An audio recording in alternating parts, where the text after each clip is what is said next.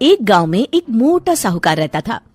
वो बहुत आलसी और बेईमान था। दिन भर अपनी दुकान पर बैठा नौकरों पर हुक्म चलाता और ग्राहकों को सामान को कम तौल के देता। बाबूजी 2 किलो आटा दे दीजिए। अरे दीनू, जरा इस हरिया के लिए आटा तो तौल दे। जी सरकार। अरे अरे, ये क्या कर रहा है? पूरी दुकान इसे दे देगा क्या? अरे पर सेठ जी, मैंने तो 2 ही किलो।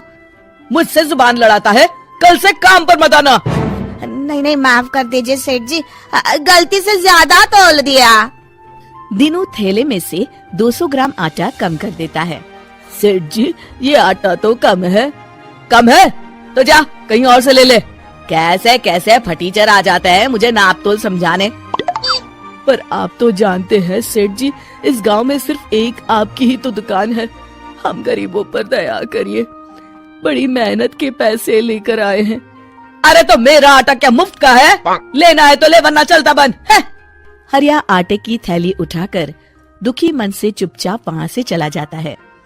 अगले दिन विजय अपने कमरे में बैठा है। अरे मोहन, तुम आओ आओ। भाग्यवान, सुनती हो? मेरा बचपन का सखा आया है। जरा जल्दी से बढ़िया भोजन का प्रबंध करो। कैसा है विजय? तू तो बहुत बड़ा आदमी बन गया है। ये बंगला, गाड़ियाँ। अरे बस सब दिमाग का खेल है। तेरी सुनारी की दुकान कैसी चल रही है? बस मित्र, सुख से रोटी की व्यवस्था हो जाती है। अरे थोड़ी बुद्धि लगा तो रोटी के साथ साथ नोटों की भी व्यवस्था हो जाएगी। क्या मतलब? मतलब ये कि पूरे गांव में सिर्फ एक तेरी ही सोने चांदी की दुकान है। अगर तू थोड़े नुकसान में भी लोगों को सामान देगा तो उन्हें तो लेना ही पड़ेगा ना, वरना बार बार खरीदारी करने शहर जाना पड़ेगा।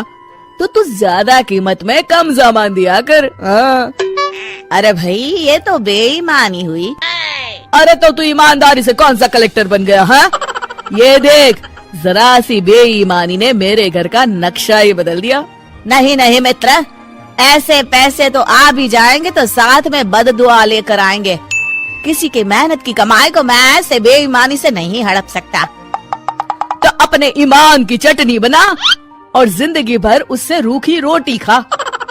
ऐसी बात नहीं है मित्र, मेरी मानो तो तुम भी ये सब काम छोड़ दो, वरना एक दिन पछताना पड़ेगा। तभी विजय की पत्नी खाना लेकर आती है। रहने दीजिए भाभी, इस पाप के 56 भोग के आगे मेरी मेहनत की रूखी रोटी ही भली है। मैं चलता हूँ। कुछ दिन बाद विजय के घर इनकम टैक्स की रेड पड़ जाती है। हे भगवान, इन्हें मेरा पता किसने दे दिया? तुमने पिछले 10 सालों से इनकम टैक्स जमा नहीं किया है। तुम्हारी दुकान, जमीन, जायदाद सब जब्त किया जाता है। हाय, मैं तो बर्बाद हो गया। विजय की दुकान और बंगले पर ताला लग जाता है। वो झोपड़ी में रहने पर मजबूर हो जाता है। देखिए जी, ये कुछ गहने हैं, मेरी माँ ने दिए थे और मैंने ना इन्हें बगीचे में छुपा दिए थे। आप इन्हें बेचकर कुछ पैसे ले लीजिए और शहर जाकर कोई नया धंधा कर लीजिए। ठीक है भगवान, कल ही जाता हूँ। विजय अगले दिन मोहन की दुकान पर पहुँचता है। विजय तुम? अरे ये क्या खस्ता हाल बना रखा है मित्र। अरे क्या बताऊं तुमसे, जाने किसकी बुरी नजर लग गई, सब चौपट हो गया। खैर, ये कुछ गहने हैं, 8-9 तोला सोना होगा। मुझे इसके बदले पैसे दे दो, कुछ नया इंतजाम करता हूँ। वो तो ठीक है, पर मैं तुम्हें 5 तोले के ही पैसे दूंगा। क्या? तुम्ही ने तो सिखाया है मित्र। अरे पर अभी मेरे बहुत बुरे दिन है, ले देकर बस यही गहने बचे हैं मेरे पास। ये सब सोचूंगा तो पैसे कब कमाऊंगा, तुम ही समझा रहे थे ना। ठीक है, जितना मुनासिब समझो दे दो। विजय 5 तोले के पैसे लेकर दुखी होता हुआ शहर की ओर चला जाता है। उधर मोहन विजय के घर जाकर उसकी बीवी को बाकी के पैसे देकर पूरी बात बताता है। घर का जरूरी खाने पीने का सामान भी रखवा देता है। भैया, आपका ये उपकार रहेगा। अरे नहीं नहीं भाभी, ये तो मेरा फर्ज है। मैंने जो कुछ भी किया विजय को सही राह दिखाने के लिए। शाम को जब विजय वापस आता है, उसकी पत्नी उसे पूरी बात बताती है।